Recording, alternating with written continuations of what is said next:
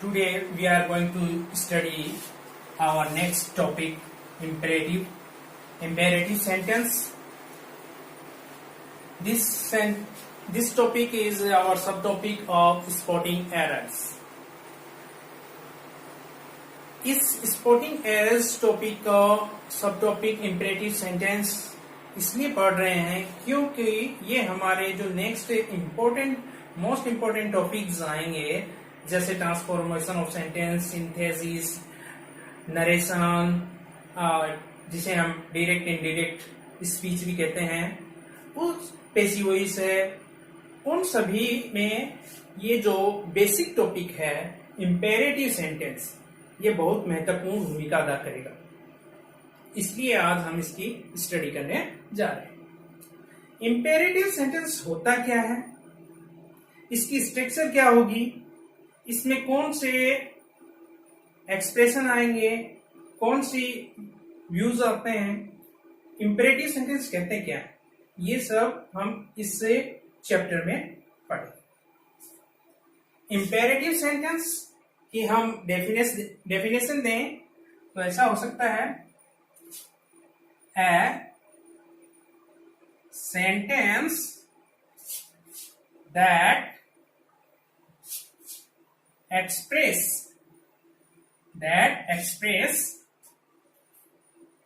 a sentence that expresses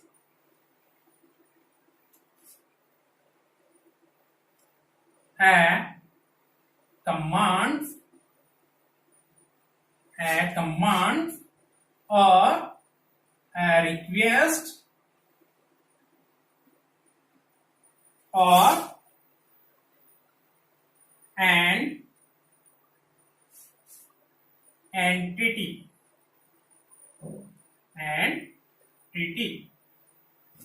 is called an imperative sentence.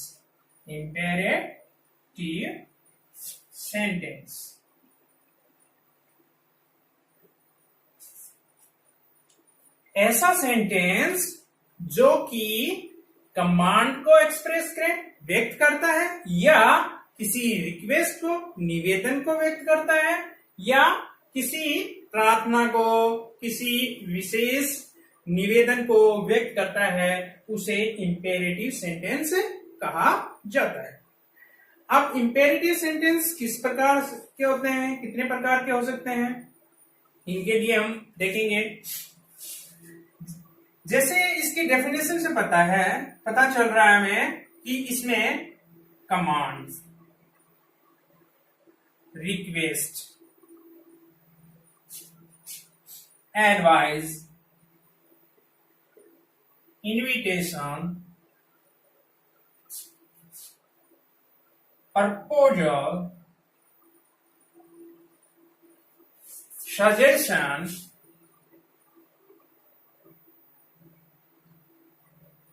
Etcetera, इस प्रकार की भाव है वो व्यक्त होते हैं, एक्सप्रेस होते हैं ऐसे सेंटेंसेस है जिसमें कमांड होगा, रिक्वेस्ट होगी।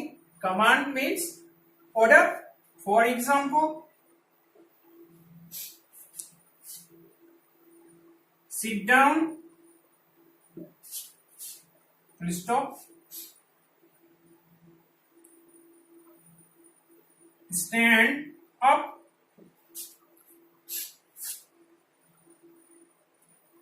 thank him,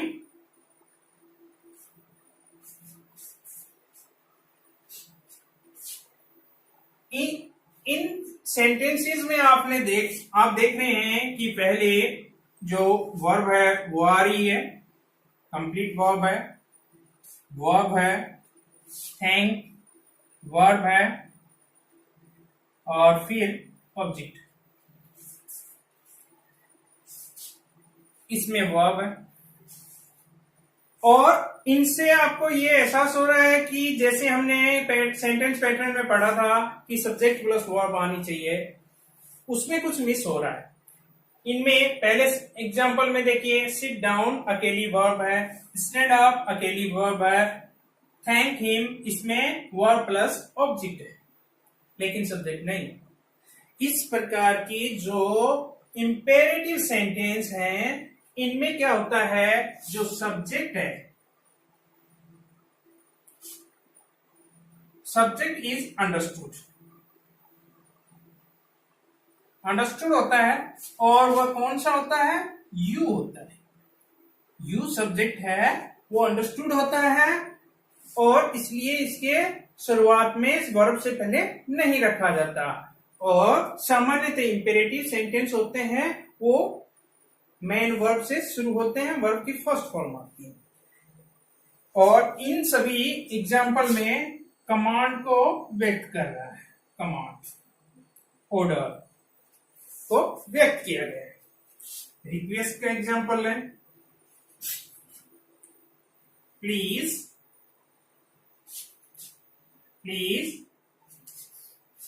give me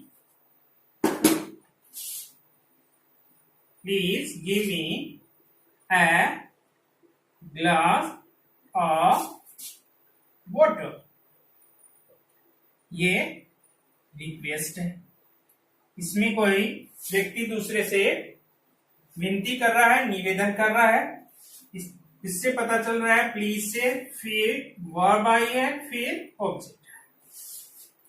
इससे रिक्वेस्ट का हमें पता चला। जहां रिक्वेस्ट है तो वो इंपेरेटिव सेंटेंस हो गए। एक एग्जांपल और लेते हैं, please issue me my marksheet. ये भी रिक्वेस्ट है। ये भी किससे शुरू हुआ है, प्लीज से, फिर वर्ब आ गई, फिर ऑब्जेक्ट आ गया। तो ये दोनों सेंटेंस नॉर्मल रिक्वेस्ट के हैं, जो कि हमें प्लीज और वर्ब से, वर्ब की फर्स्ट फॉर्म से पता चल रहा है। एक एग्जांपल और लिख सकते हैं, kindly allow me to leave headquarters।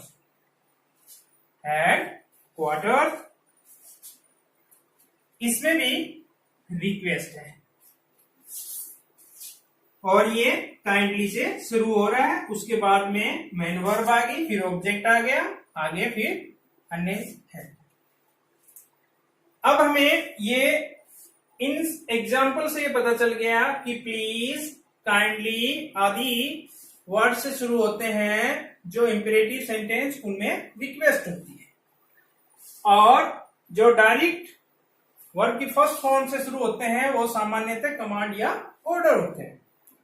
अब कुछ सेंटेंस ऐसे होते हैं जो कि लेट से शुरू हो सकते हैं, और कुछ सेंटेंस ऐसे होते हैं जिनकी स्ट्रक्चर देखने में तो इंट्रोगेटिव सेंटेंस की लगती है, लेकिन वो मूल रूप से इंपेरेटिव सेंटेंस होते हैं। ये हम इसमें आज विशेष फोकस का पॉइंट रहेगा हमारा। देखते हैं, लेट से शुरू होने वाले इंपेरेटिव सेंटेंस।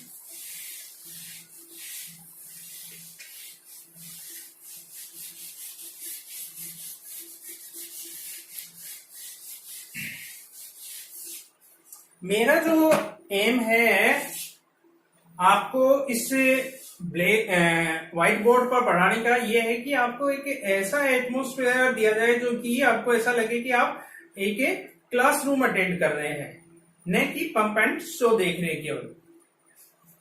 अब इसी के नेक्स्ट हम बोल सकते हैं इंपेरेटिव सेंटेंस की टाइप ऑफ बी, जिसमें देखिए इसमें जो इंपेरेटिव सेंटेंस है वो late plus object plus verb plus something more और लास्ट में फुल स्टॉप आएगा।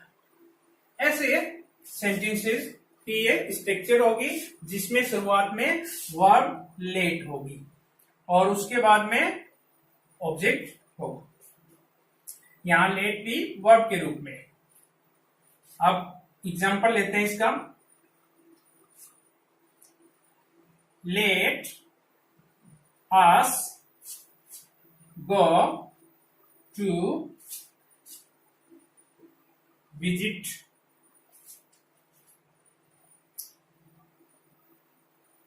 Full stop. एक एग्जांपल और लेते हैं। Let me go to visit. These example looking same, but their sense are different. इनका सेंस डिफरेंट है, जबकि आपको ये देखने में लग रहे हैं सेम है, क्योंकि इसमें देखिए subject plus verb, let plus object plus main verb, to visit, let verb, me object, go verb और to visit and a non finite verb.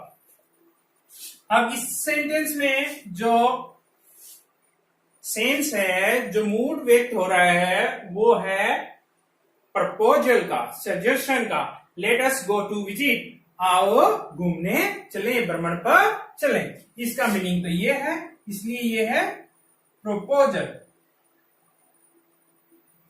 Proposal. जबकि इसमें जो वक्ता है वो खुद अपने लिए कोई परमिशन ले रहा है। Let me go to visit, मुझे भ्रमण करने दिया जाए या मुझे भ्रमण पर जाने दें। इसलिए इसमें जो मूड है, मीनिंग है, वो परमिशन का है। इसमें प्रपोजल है, प्रस्ताव है। प्रपोजल प्रस्ताव है और इसमें अनुमति ली जा रही है। तो ये लेट से दो प्रकार के इंपेरेटिव सेंटेंस बन सकते हैं। इनको विशेष ध्यान रखना होगा जब हम आगे एक्सरसाइज करेंगे, और जो कि एसएससी, सीजीएल या नेवी एयरफोर्स से रिलेटेड एग्जाम से होंगी, उनमें ऐसे एग्जाम्पल आएंगे।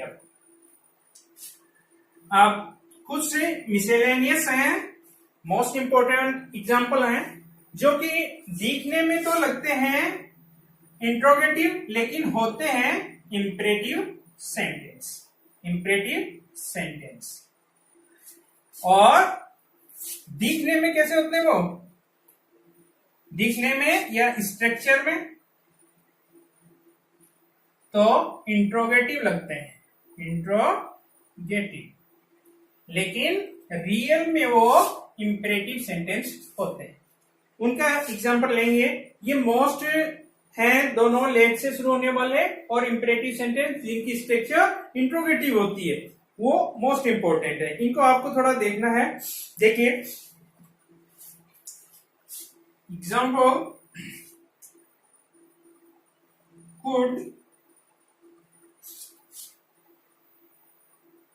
could I use your car?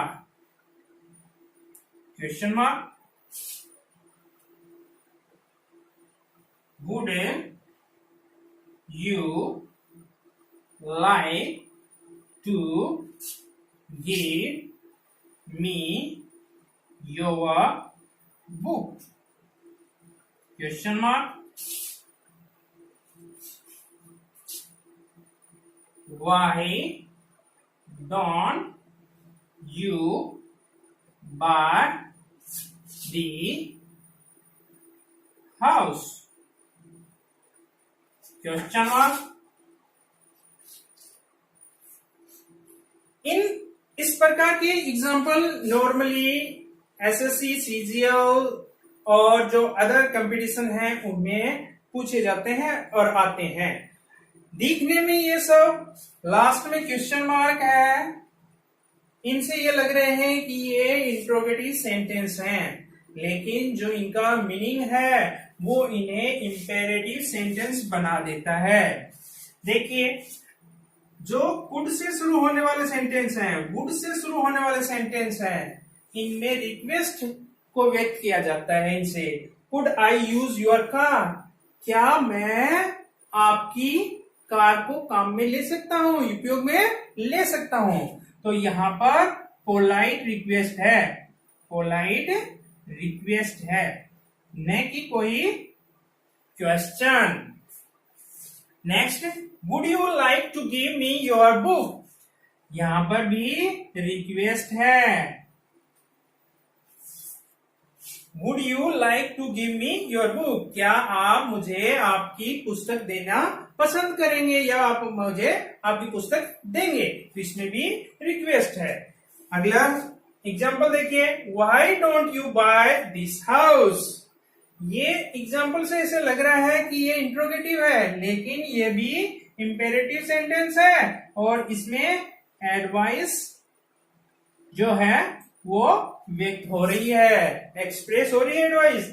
क्यों, इसमें कोई जो कहने वाला है वो कहता है क्यों न आप इस घर को खरीद ही लो, कि इस घर को खरीद लेना ही आपके लिए उचित है, आपको ये सलाह दी जा रही है।